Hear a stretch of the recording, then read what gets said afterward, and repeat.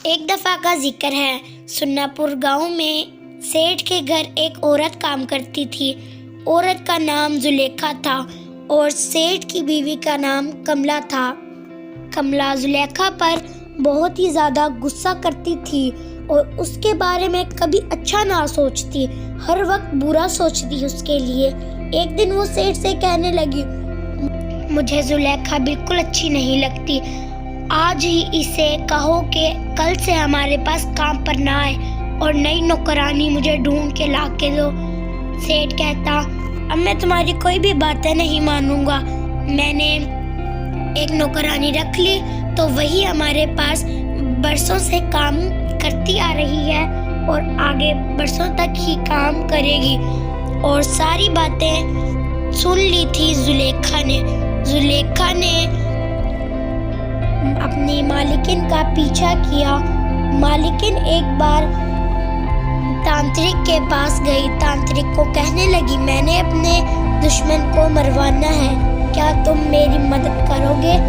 तो तांत्रिक ने कहा, मेरा काम ही यही है तो मैं मना कैसे कर सकता हूँ। तो उसने हाँ कर दिया और उसने कहा, 2 दिनों में आपका दुश्मन मर जाएगा। तो मालिकिन कहने लगी, लेकिन वो कैसे मरेगी? तो तांत्रिक ने कहा, मैं तुम्हारे घर आऊँगा, बस तुम मुझे अपना पता बता दो। तो मालिकिन ने उसे बता दिया। ये सारी चीज़ें जुलेखा ने देख ली। जुलेखा एक बार अपनी मालिकिन से कहने लगी, आप अभी किधर गई थी? तो उसने लड़ाई शुरू कर दी कि तुम मेरी क्या लगती हो जो तुम मेरे से पूछ रही हो कि मैं कहाँ गई थी? मेरी मर्जी, मैं जहाँ मर्जी जाऊँ। तो जुलेखा ने कमला से कहा कि मैं लड़ाई नहीं कर रही, मैंने बस एक बार पूछा था, आप हाँ या ना में जवाब दे देती तो बात ख़त्म हो जाती। आप मेरे से लड़ाई कर रही हैं पहले। तो कमला ने कहा, अभी मैं तुम्हें इधर से निकाल देती हूँ, जाओ अपने घर। तो सेठ ने पीछे से आवाज़ लगाई, जुलेखा तुमने कहीं नहीं जाना। जुलेखा अपने घर आई काम ख़त्म करके और कहने लगी, अब मैं इससे कैसे बचूंगी? ये तांत्रिक तो मुझे 2 दिन में मार देगा। तो उसने प्लान बनाया कि मैं तांत्रिक के आने से पहले सेठ को एक कमरे में छुपवा दूंगी। जब तांत्रिक आके बैठेगा तो सेठ जल्दी से आ जाएगा और वो मुझे बचा लेगा, क्योंकि सेठ जुलेखा की ज़्यादा साइड लेता था। तो उसने उसकी बात मान ली और फिर एक दफ़ा 2 दिन गुजर गए और फिर तांत्रिक कमला के घर आया और रास्ते में वो मंत्र पढ़ता आ रहा था ताकि उधर जाकर लेट ना हो जाए। तो वो जल्दी जल्दी जा रहा था ताकि वो लेट ना हो और जुलेखा अपना काम कर कर चली ना जाए।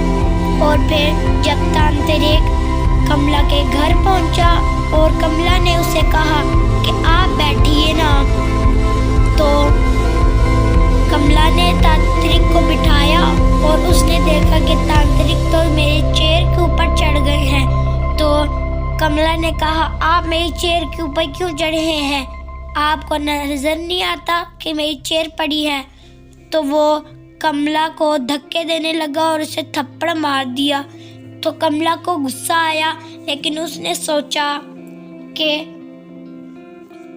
जुलेखा मरेगी तो मेरी भी जान छूट जाएगी, कुछ नहीं होता, माफ़ कर देती हूँ।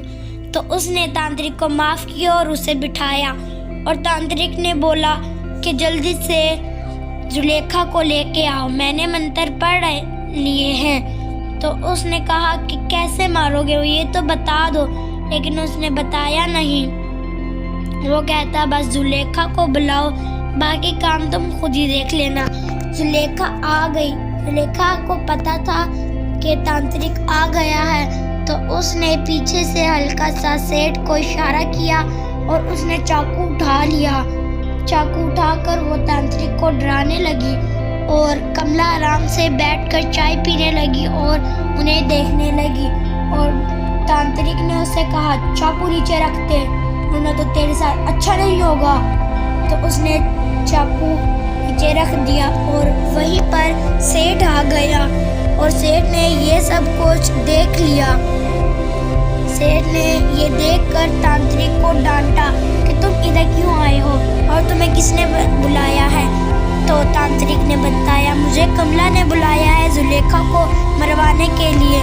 तो बाद में सेठ ने पुलिस को कॉल की और पीछे से कमला गुस्से से सेठ को मारने लगी। और जैसे ही कार बंद हुई और पुलिस ने कहा कि मैं अभी आ रहा हूँ, आप मुझे अपना एड्रेस बताएं। तो फिर बाद में उन्होंने देखा कि कमला नहीं है और पुलिस, सेठ और जुलेखा मिलकर तांत्रिक को मारने लगे। और उन्होंने जैसे ही देखा था कि कमला भाग गई है तो उन्होंने कमला का पीछा करने स्टार्ट कर दिया।